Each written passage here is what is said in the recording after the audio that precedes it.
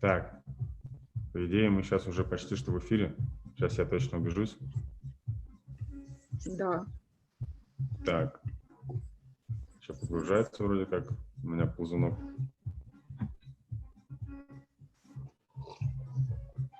Все, мы точно в эфире. Сейчас я ссылку сразу кину в наш телеграм-канал, потому что я тут один пока. Мне уже, ребят, неудобно постоянно вовлекать. Они у меня так круглосуточно работают уже. Да, они вообще молодцы.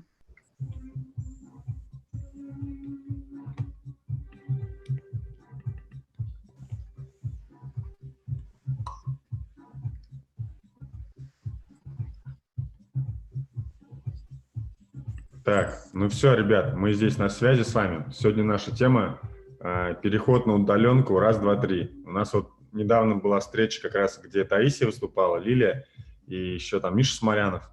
И вот так оказалось, что многим эта тема сегодня интересна, и мы решили Лилию попросить нам еще больше информации рассказать, и уже более такой конкретной, прикладной, потому что сейчас все много говорят, что надо переходить, надо учиться работать по-новому, а что конкретно делать, говорят не все. И поэтому мы сегодня вот Лилю попросим рассказать, вот у нее такой большой опыт, они изначально уже всех сотрудников, да, то есть на удаленку нанимали, и сейчас вы там кому-то как-то тоже эту работу организовывать помогаете, да, тоже какие-то расскажешь все, что это сейчас у вас там происходит.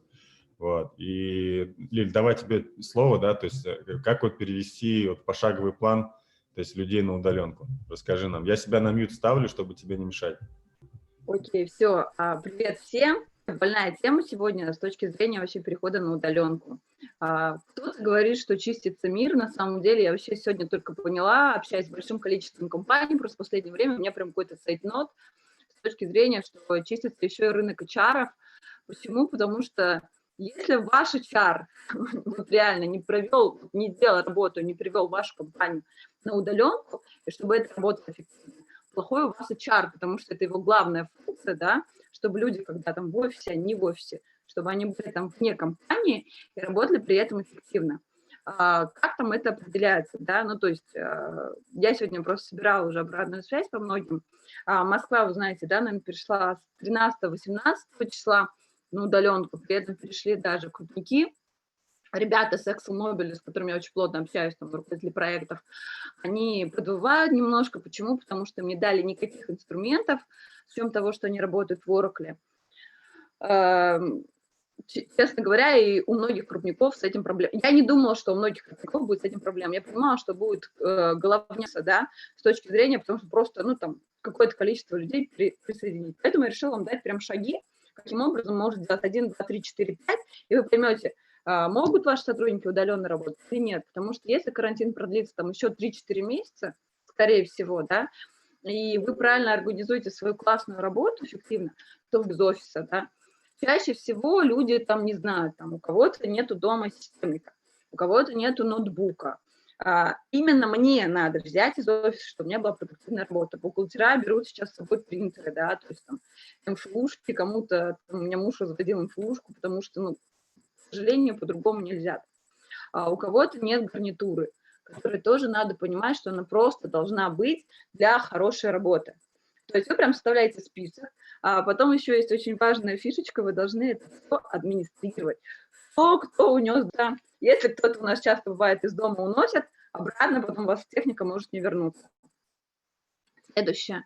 Естественно, с точки зрения безопасности, админы должны просто беречь границы, с точки зрения того, что они должны посмотреть, какие программы кому не нужны, какие доступы даем, как работает VPN, у кого какой интернет, потому что у многих очень слабый дома интернет, и он отваливается. То есть ты такой на конференции говоришь, у тебя хоп, и отвалился, да, и как будто вышел из комнаты в этот момент переговорный, возвращается через 10 минут, и опять начинается, о чем вы там говорили? Ну вот, чтобы не было этой ситуации.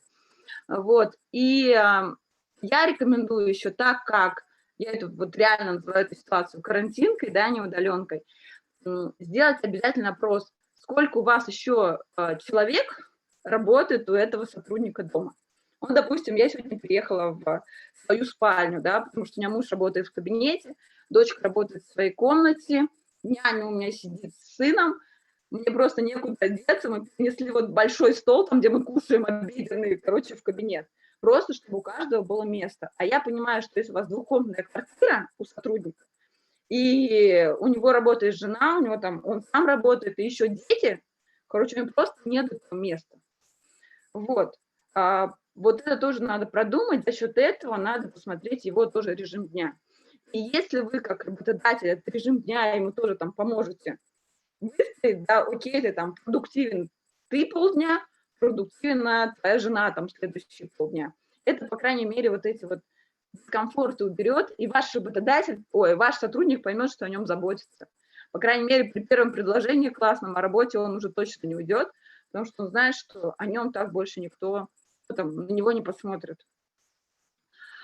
Следующая большая тема – это технические темы, то есть это оборудование, какое необходимо, как я еще говорила, да, и коммуникации. Коммуникации – это вообще большая история, особенно это касается крупных корпораций, каким образом они все это делают. Мы, честно, тоже сделали ошибку. Мы не сделали общую, не сделали одну ветку, не сделали один канал, где все общаются. Поэтому кто-то общается в WhatsApp, кто-то общается в Телеге, кто-то общается в Slack. Вот, сейчас мы это все убили. У нас теперь общение только в Slack. При этом каждый обязательно история заполнил свой аватар, то есть там есть фотка человека, да, то есть чтобы люди опознавали его по лицу, его контакты, то есть телефон, электронный ящик, чем он занимается и его проекты на сегодняшний момент, чтобы люди понимали, по какому вопросу к нему можно обращаться. Вот, сделали несколько вещей, допустим, там у нас есть news, да, через хэштег news, то есть там публикуются только последние новости, чтобы быть в курсе событий, там никакого трешняка нет. И так люди работают у нас по проектам.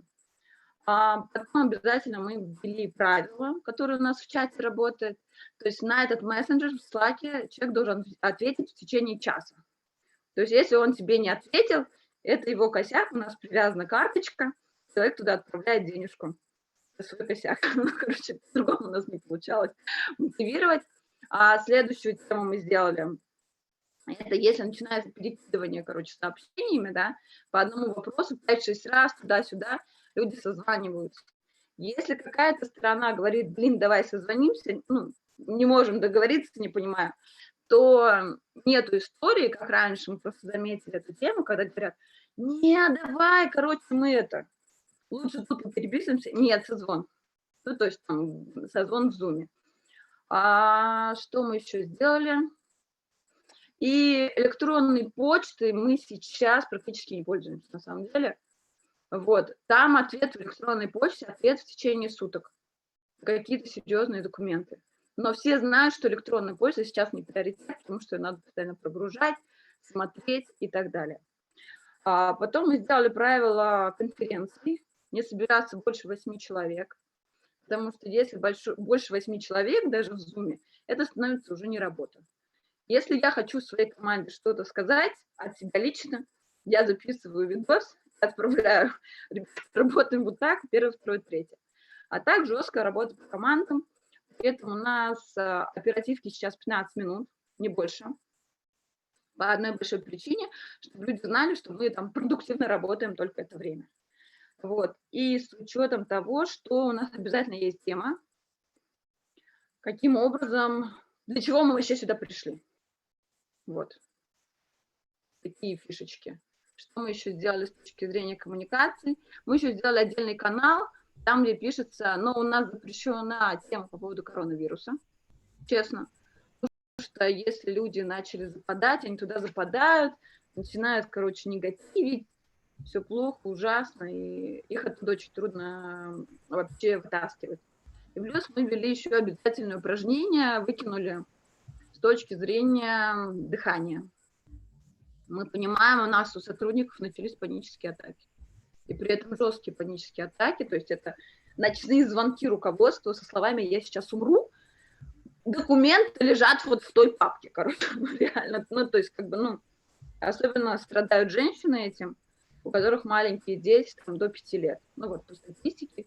У нас один руководитель просто сказал, ты представляешь, говорит, у меня было сегодня 4 звонка в ночи.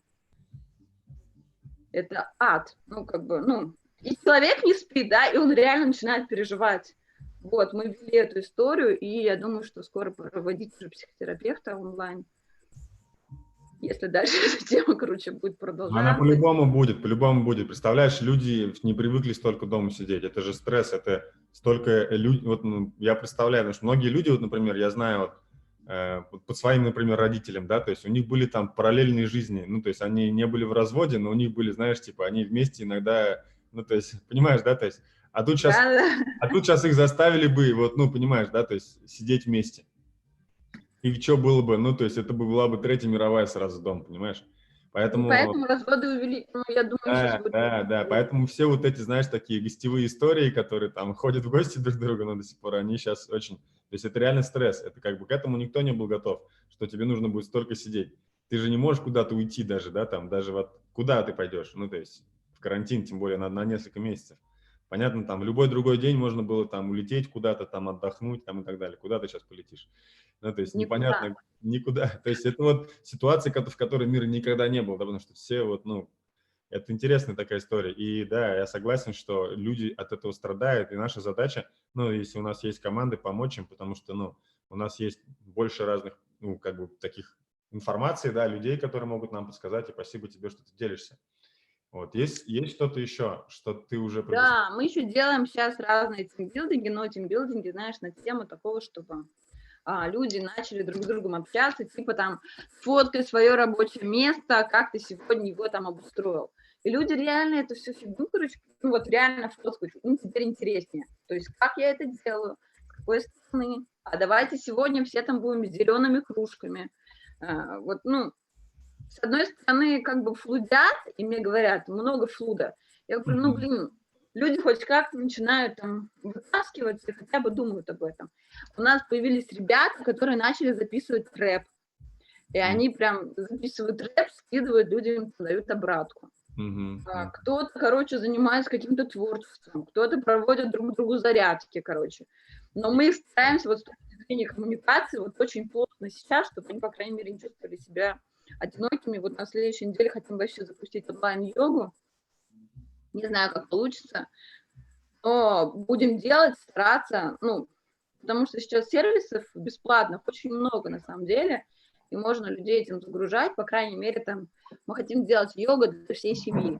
Всей семьей встали, Знаешь, тебе сделали. лайфхак тоже дам. Я сейчас, короче, мне ребята дали, здесь, кстати, вдали не видел, смотрю, в зуме все там танцуют, а я тоже танцевать люблю, и смотрю, у них у всех, походу, одна, как бы, ну, канал, одна и та же музыка играет, и они в зуме друг друга видят, танцуют. Я сразу же написал, как это сделать, ну, и там мне наскидывали разных вариантов, вот хочу тоже со своими командами попробовать, просто я люблю музыку слушать, и можно всякие, типа, а-ля пати строить, устраивать такие вечеринки, то есть, ну, именно такие, знаешь, онлайн, все в разных местах, и все там танцуют, йогу вот делать, я тоже хочу. Я вот, кстати, потом попрошу нашего копирайтера из этого видео сделать статью, и вот попрошу, чтобы этот копирайтер тоже нашему, так скажем, команде, те, кто вот организовывал всю эту работу, чтобы все эти штуки, которые мы с тобой обсудили, тоже внедрили, которых у нас нет, потому что реально у тебя идей очень много крутых, о которых я не задумывался. А, еще обязательно одежда у нас теперь в зуме. Обязательно одежда. Да, да, да. Обязательное правило, потому что в первый день, когда мы вышли все в Zoom, я вообще не могла понять, что вообще случилось с людьми. Все такие не накрашенные, только что там с кровати встал, натянул. Я говорю, нет, мы одеваемся красиво. Да. Вот, и в пятницу, так как пятница будет как бы пятничный день, мы вообще договорились, девчонки меня просили, говорят, а давайте мы в пятницу будем в вечерних платьях. И собрание перенесем на вечер. Я говорю, ну давайте. Все, что хотите. Да. С шампанским такие. А что, у меня здесь в Сан-Франциско, моя знакомая, у нее бар в Сан-Франциско, и она делает онлайн, типа, такие вечеринки. Она приходит в бар свой, у них бар там в центре, делает коктейли и показывает, других учит. А с той как бы стороны девчонки, мальчишки тоже себе сами делают коктейли. А недавно у ее мужа был день рождения, и она тоже, они делали день рождения онлайн. Я такой тоже захожу, они меня тоже пригласили. Я захожу онлайн в Zoom в день рождения, смотрю, там куча серьезных чуваков, типа там Максим Ноготков сидит, ну, он тоже здесь живет, в Фостер-Сити, рядом со мной живет. Да? Я смотрю, он тоже в Zoom там тусуется, сидит.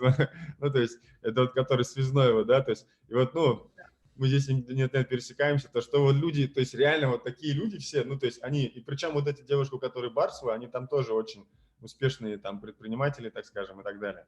Вот, Не, ну поэтому то есть молодцы, да, люди вообще развиваются классная так. идея, кстати. Да, я имею в виду, что эту штуку надо просто дальше здесь вот в массы тащить. Единственное, чтобы Zoom это все выдержал.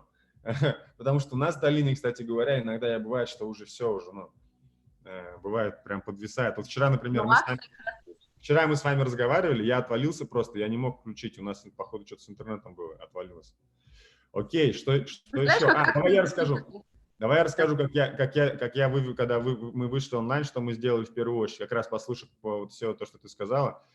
Мы сделали такой сервис Mural, это такая онлайн-дашборд, как онлайн-доска со стикерами для того, чтобы проводить мозговые штурмы. И первое, что я сделал, когда тоже я увидел, что кто-то опоздал, не вышел вовремя, кто-то там технически не мог подключиться там и так далее, я сразу же это когда понял, что еще все люди не привыкли, не готовы работать по-новому, я им сразу первым делом предложил: ребята, вот вам стикеры, вот вам доска, ну, условно, виртуальная, пригласил их по ссылке на эту виртуальную доску. Еще раз, кто хочет разобраться, как это делать, Mural, да, то есть мы в будущем, кстати говоря, про эту доску я узнал от моей знакомой, которая работает в ЦИСКО и делает мозговые штурмы. Я хочу ее пригласить, чтобы она рассказала нам, как онлайн это делать, ну, то есть командами. Это прикольная очень история. И как раз я вот у нее этому научившись, я задал первый вопрос, мозговой штурм. Давайте мы придумаем правила, которые мы будем теперь соблюдать в связи с тем, что мы работаем на удаленке. И ты представляешь, они себя реально очень круто так сами, ну, условно, там, окружили правилами, да, то есть проголосовали, потом сделали. Я попросил, чтобы они это потом повесили все в нашем канале, вот, и все. Вот у нас с этого началось. И самое главное, что теперь это и их правила. Это не то, чтобы я им их придумал, потому что они их обсудили, сами за них проголосовали. Это им понадобилось минут 30, наверное, вот это все определиться, но зато я очень доволен, то, что они реально сейчас уже понимают, ну, что и как дальше им нужно делать для того, чтобы эффективно из дома работать. Лиль, продолжи свои атаки. Да, мне кажется, очень важная история, вот ты правильно сказал. Надо изначально все равно людей определить в какие-то правила, чтобы они себя более комфортно чувствовали, потому что они были в офисе, у них были одни правила, то есть они все равно были зажаты помещением, да, то есть у них были рамки. И сейчас, когда этих рамок нет, люди просто не могут там вот себя вообще собрать. То есть как это делать, почему это делать, зачем это делать. Люди не могут выйти погулять, люди не могут там размять, люди вообще перестают. Очень важная тема, не очень люблю про это говорить на самом деле, но люди сейчас очень много удаленку воспринимают как оплачиваемый отпуск реально. Ну типа, что тут, ну ладно, отправлю там, ну ладно, почитаю почту, ну ладно, сделаю еще что-нибудь, короче. Нет вот этого как бы драйва, да, и когда ты начинаешь там драйвить, у людей вначале, что такое вообще, ну как бы, зачем вообще все это надо, вот плохо, мы живем в состоянии плохом. Я им сегодня сказала фишку, на меня так очень долго постоянно говорит: Лиль, ну в этом есть логика вообще. Я сегодня сказала жуткую вещь, честно, Руслана я сама не ожидала, но мне сегодня допекли. Я сказала, говорю, вы знаете, говорю, вот есть тема, да, говорю, как бы вот там Господь Бог, Вселенная, кто во что верит, вот отмерил нам какую-то вот часть своей жизни. И сейчас может шанс показать, да, то есть тебя может завтра не быть по любой причине.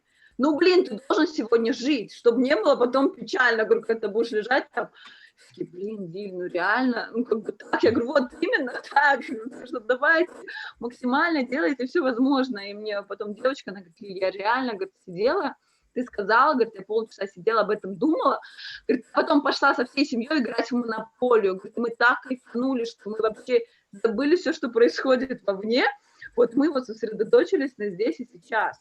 И то же самое надо делать с сотрудниками, то же самое ставить им очень жесткие цели, ставить им KPI, ставить их метрики. Не только потому, что ты там плохой босс, да, который их контролируешь, а просто их толкать. Кстати говоря, я, представляешь, мне буквально на днях позвонил Фрэнк Пьюселик, это вот один из основателей НЛП, я у него просто был на тренинге, мы с ним подружились, пока я проходил, там у него там 10-дневная программа очень длинная. Он сказал, говорит, как я могу помочь, я вижу, что вы там делаете сообщество. Я говорю, Фрэнк, было бы здорово, если бы ты рассказал людям, как им правильно дома друг с другом договариваться, чтобы вместе уметь, ну, срабатываться, да, потому что когда дети, им, там, папа, мама, все дома, очень тяжело бывает, ну, там, договориться.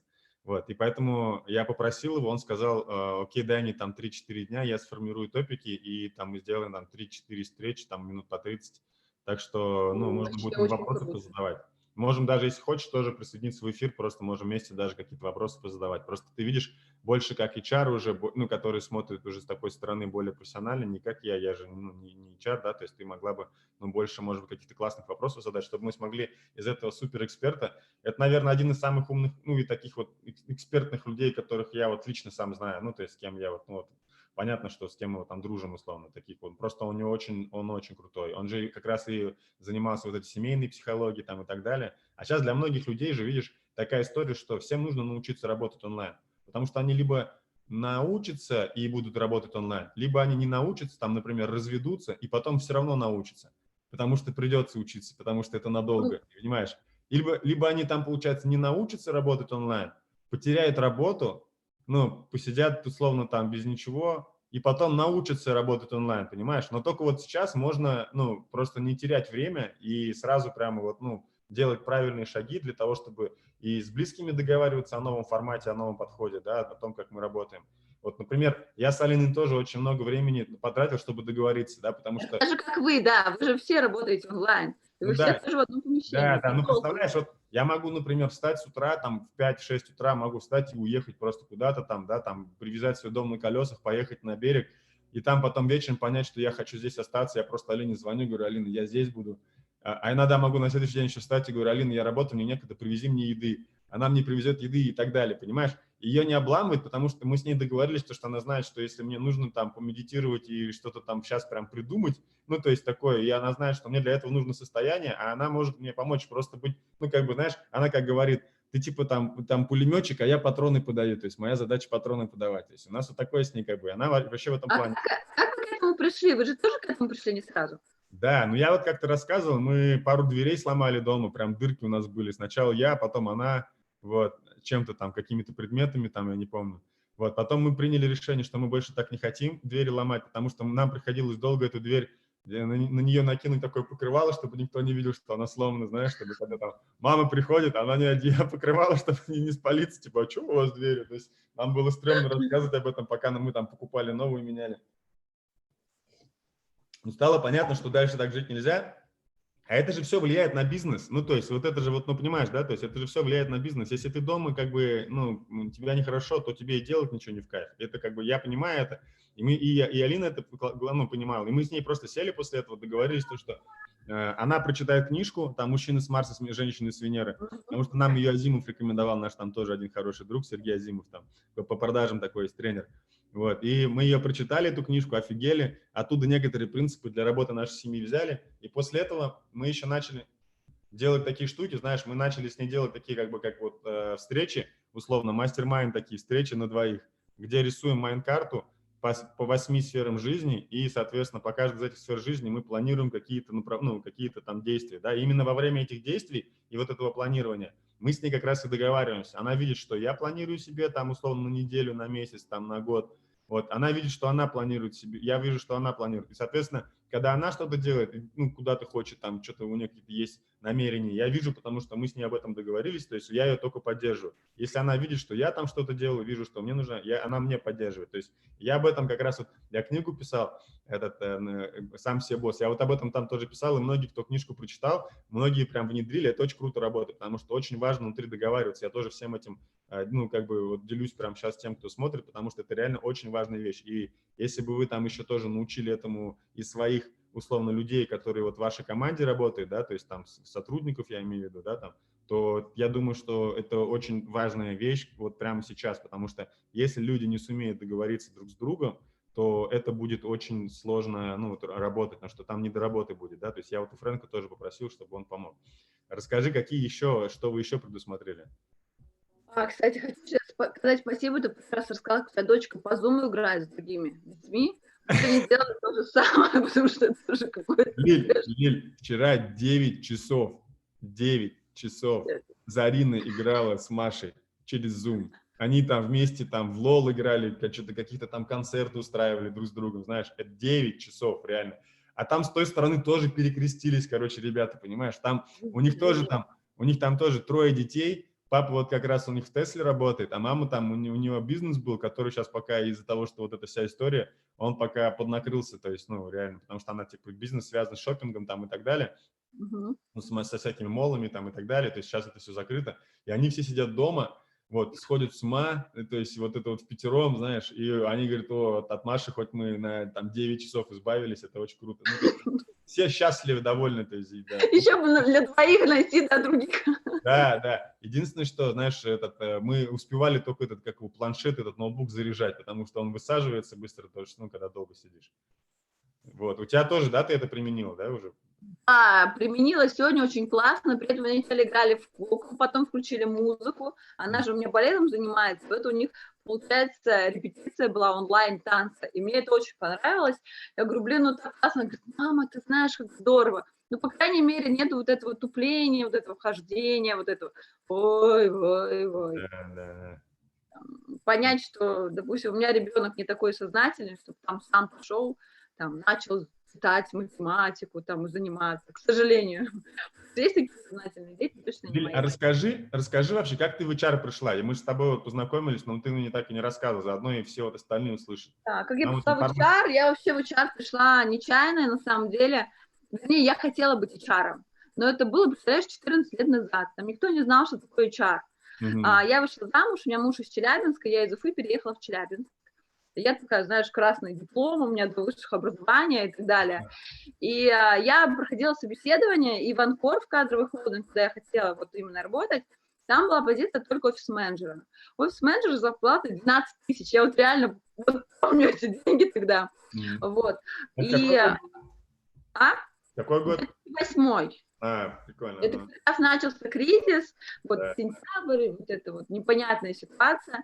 Вот, потом была другая история, и меня посадили еще в БСЖВ, пригласили на менеджера по кредитным операциям, короче, ну, вот, раздавать кредиты. Я туда пришла, но там зарплата была 20. А мы тогда взяли уже квартиру, там, в ипотеку, там, нам было 500 тысяч выплатить, да, и они вот были кровно, там, надо выплачивать. Вот. И я согласилась пойти на БСЖВ. Я теперь всем об этом малышам рассказываю. Я честно, я день просидела в автосалоне вот так вот, раздавала эти кредиты, приехала домой и просто плакала. Я говорю, это настолько не мое, говорю, там вообще думать, говорю, не надо, ты просто следуешь, там реально программа, ты просто следуешь этой программе. Я говорю, я вообще поняла, что не банковский работник, говорю, я так не могу по системе, мне надо там куда-то применять весь мозг.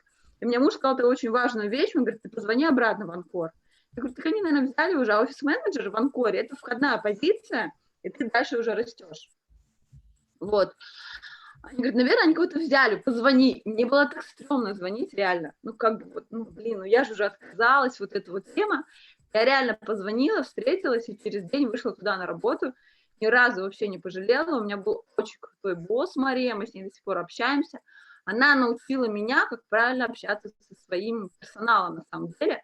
Потому что у нас была там общая оперативка. Анкор, что за компания-то?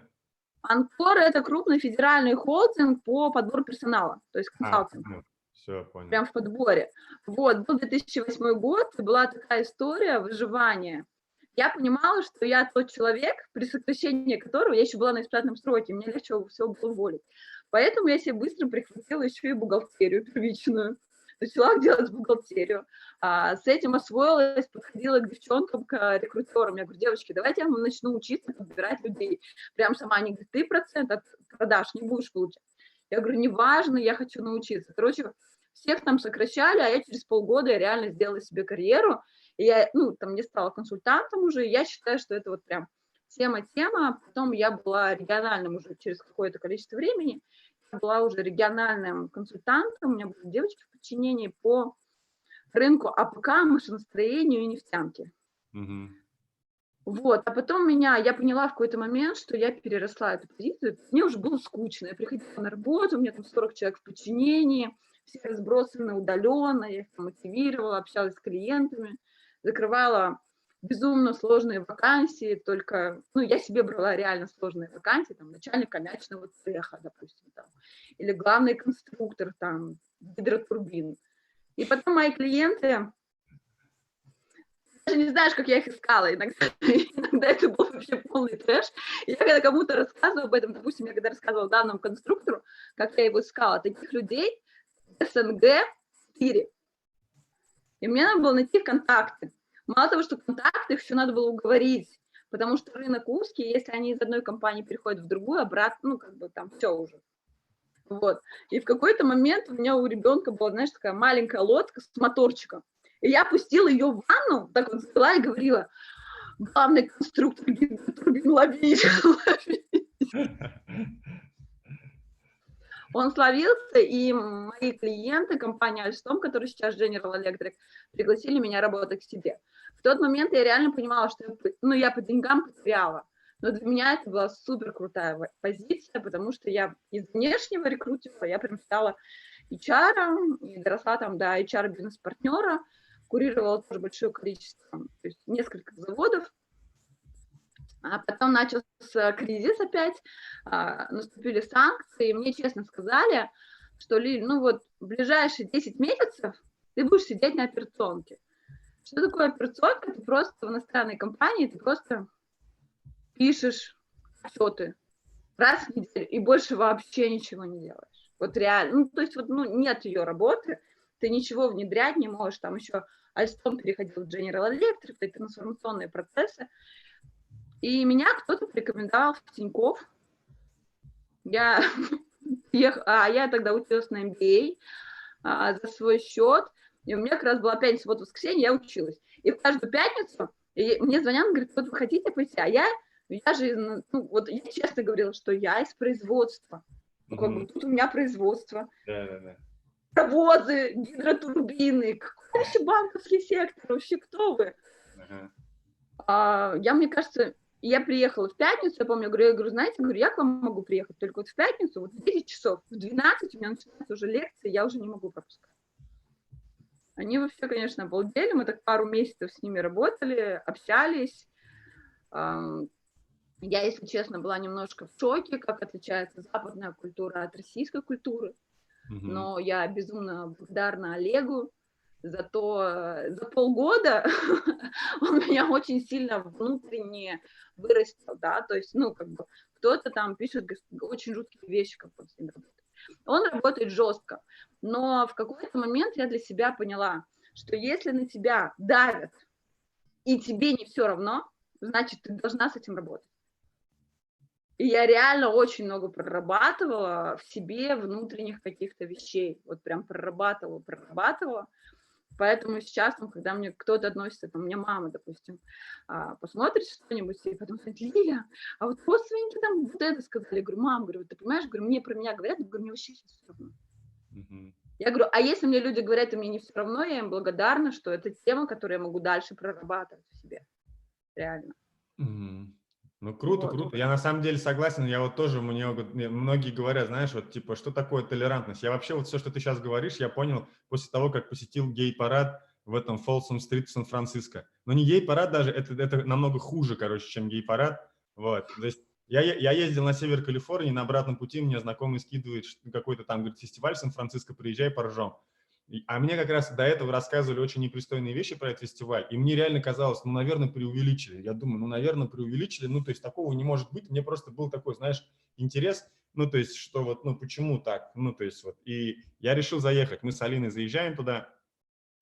На самом деле мы увидели там еще намного более непристойные вещи, чем нам рассказывали, но я не буду про них говорить, там в прямом эфире. То есть там где-то процентов 30 мужчин ходили голые, либо просто, типа в пальто и без трусов, в таком формате.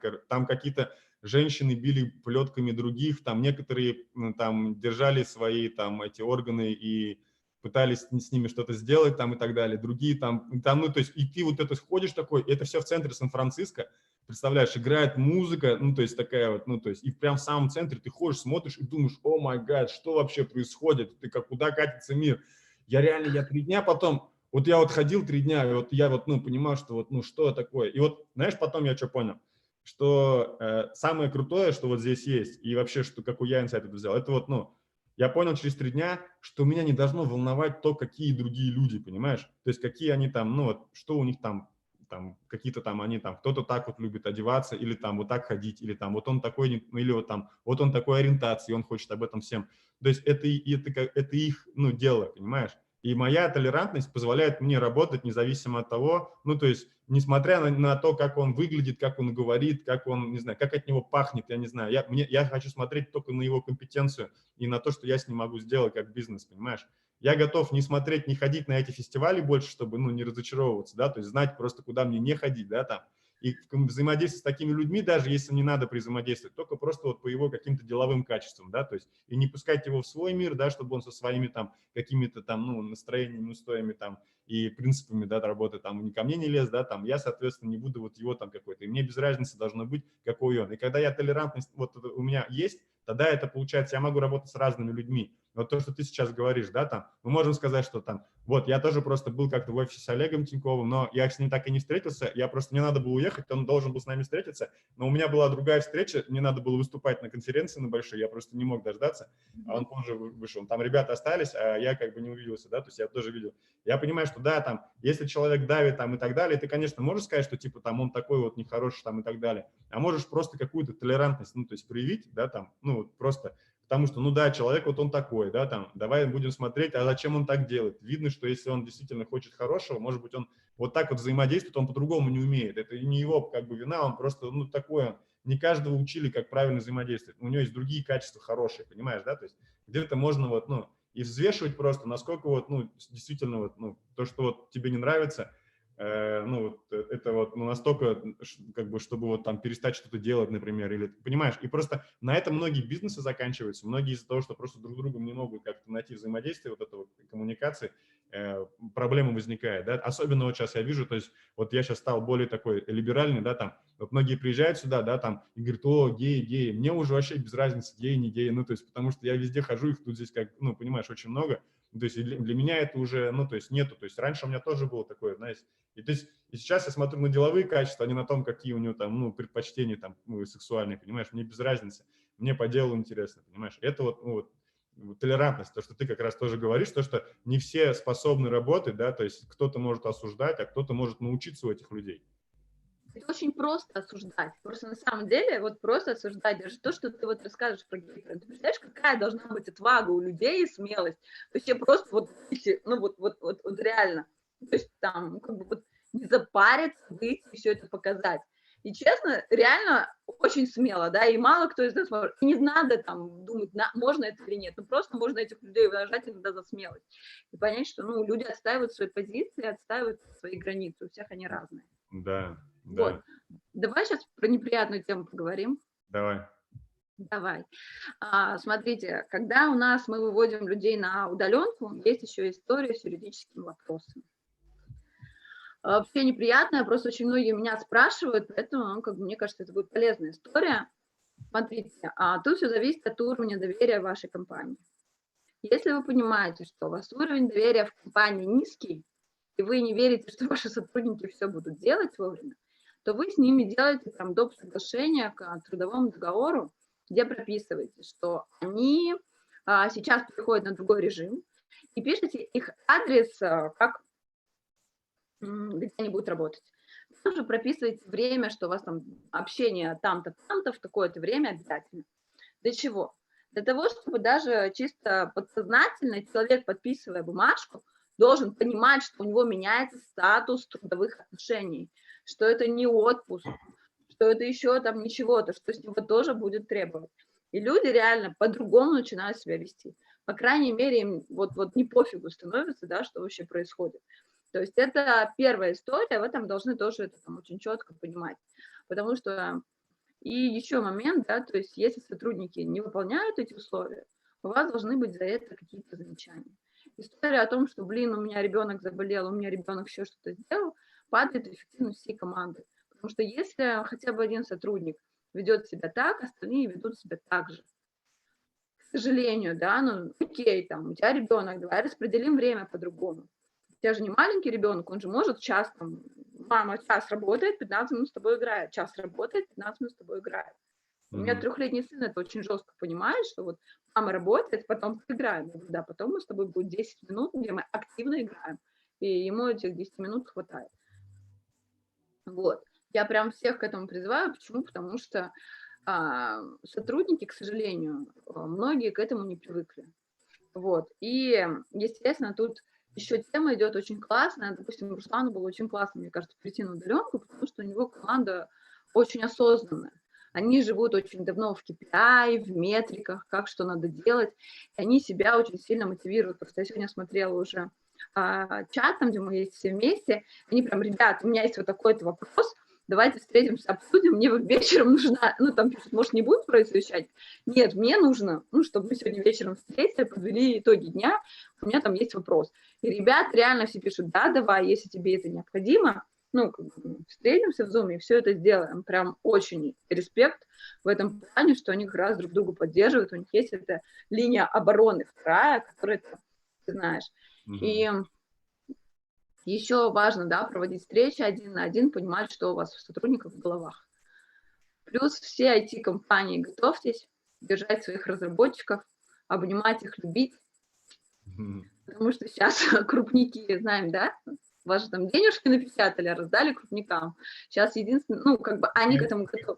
Вот по поводу распечатали, реально, вот, ну, уже закинули, короче, здесь всем по 10 тысяч долларов, просто, типа, первые что-то 10 тысяч человек по 10 тысяч долларов, кто успеет подать, вообще всем просто, понимаешь, просто скинули. Сейчас вот буквально на днях Алине тоже звонили, говорили, что дают кредит на нашу компанию, так как у нас там уже серьезно, ну, там оборот был, мы можем взять там около 150 тысяч долларов, вот, под 3,5% на 30 лет, и если мы платим с этих денег аренду и прямые расходы на зарплату, то с этих денег ты процент даже не платишь. Ну, то есть ты просто их должен вернуть, но если ты их только берешь, эти деньги, то ты процент не платишь. То есть и всем бизнесам, без разницы, даже если у тебя рабочая виза, как у меня, у бизнес по рабочей визе, то есть это тоже окей. И это дают вообще, Обалденно. прикинь, 150 тысяч долларов просто. Офигеть. Я просто думаю, вот это вот реакция, понимаешь? Вот когда до этого ты смотрел на большие налоги, ну, то есть ты думал, ну, типа там, вот там, а вот сейчас ты понимаешь, почему такие налоги, потому что они реально за слова отвечают, понимаешь? То есть они берут налоги, но они реально, когда вот эта ситуация, ну, произошла в мире, они просто, ну, то есть все эти деньги, которые они, по сути, забрали, ну, то есть когда-то, то есть они сейчас компенсируют, ну, вот этими деньгами, по сути, вот этот пробел сейчас, ну, прикинь, ну, то есть у бизнесов нету денег, они есть сейчас, ну, просто как бы здесь буч, ну, будет, ну, понимаешь, да, то есть, вот, а сейчас они компенсируют, быстро реагируют, уже прямо сейчас раздали, уже у банков эти деньги лежат, просто нужно определенную процедуру пройти, там, ну, там, документы определенные заполнить, там, и все, и дают там без кредитной истории, без всего там, ну, то есть, если так тебе просто так не дадут, там, надо будет кредитную историю показать и так далее, тут просто дают, просто, ну, то есть, вот такой вот подход. Я просто, когда вот это все вижу, я вообще офигеваю. И реально сейчас просто, я так понимаю, что есть такой инсайт из Америки, да, то есть сейчас просто на самом деле будет заливаться мир деньгами через Америку, то есть Америка будет деньги вкачивать, американцы будут что-то покупать извне, и таким образом будет весь мир, ну, прокачивать, получается. Ну, то есть вот. Так еще есть другая тема с точки зрения рынка труда. У нас же еще доллар туда-сюда, да, то есть там страны СНГ в шоке. И ты представляешь сейчас всех разработчиков, да, то есть можно вообще строить удаленные программы, удаленные себе команды, вообще дешево и сердито, понимаешь? Но реально получается. Ну, то есть тема такая, не очень позитивная, наверное, для российских разработчиков. Особенно, ну, как бы Москва это не сильно почувствует, потому что реально зарплаты одинаковые, что в Москве, на самом деле, что в Штатах мы сравнивали для разрабов, ну, потому что все держат. А вот с точки зрения регионов, это, конечно, минус, вот, но тут другая история, на самом деле, вот там, сегодня с 3 или 4 разработчиками разговаривала, которые находятся в Уфе, и они говорят, Лиль, ну, как бы нам работодатель, знаешь, работодатель сказал, типа, все там хорошо, понимаешь, но там работодатель сделал все для них, то есть привез пол домой. Знаешь, какая разница? Вот недавно я вот с ребятами общался, сейчас я смотрю, там кто-то пишет что-то, ребят, если хотите вопросы задать, то прямо сейчас вопросы задайте, мы, может быть, или успеем, у нас 5 минут еще осталось, я потом просто хочу за 10 минут без 10 закончить, у нас потом эфир будет следующий, чтобы я успел там людям ссылки кинуть там и так далее. Вот, задавайте вопросы, Лили, если есть. Насколько разница? Вот у меня вот также вот наши зрители, вот, ну вот те, кто сейчас прям смотрит, значит, мы с ними начали делать это так вот в рамках вот создания сообщества, там разные встречи в Zoom отдельно, да, там, и вот на одной из встреч там вышел на связь, значит, один руководитель компании интегратор 1С, вот, у него там 60 человек в подчинении, Я у него спросил, а сколько ты зарабатываешь? Он сказал, зарабатываю в год, в долларах где-то около 60 тысяч. Ну, сейчас меньше получается, потому что рубль сейчас упал, да, там. Вот я говорю, с твоей вот, ну, с твоей компетенцией, вот, ну, если... И он просто вопрос задавал. Я хочу выйти за рамки России и развивать 1С там. 1С, развивать интеграцию там. Я вот говорю, вот, и спрашивают, надо, не надо. Я говорю, подумай сам. Вот с твоей компетенцией человек, который интегрирует Salesforce, и у которого в подчинении там 60 человек, он зарабатывает $1 000 000 в год, а ты 60 тысяч долларов. То есть вы делаете то же самое, только разница у вас получается там, ну, вот там 18, там сколько, в 17 раз, там, ну, вот, разница в зарплатах x17, понимаешь, вот такая вот разница. Понятно, что, ну, сейчас, если как бы люди будут просто английский учить, и если у них какие-то айтишные компетенции, и вот эта вся будет история размазываться, сейчас этот кризис онлайн, вот этот вот то, что все посидят, многие организации попробуют сейчас, может быть, раньше они не хотели рисковать кого-то на удаленку давать, даже какие-то, ну, свои проекты. Сейчас им придется куда-то отдать, потому что нужно будет экономить. И многим может понравиться, придумать способы, как Да, это... мне кажется, многим понравится. И, соответственно, ну, то есть мир распределится, и мы будем конкурировать в своих городах за разработчиков не только с тех, кто живут в городе, да, в нашем, а вообще со всем остальным миром. И неважно, где ты там в Чешмах, там, условно, в Москве, там, или где там еще. Это прикольно, это интересно. Вот, ребят, если есть вопросы, задавайте. Я смотрю, пока вопросов нету. Или ты что-то еще скажешь? Какое напутственное слово всем? Напутственное слово. Что главное? Вы сейчас реально должны сработать эффективно и пользоваться тем моментом, пока у вас вот он есть, да.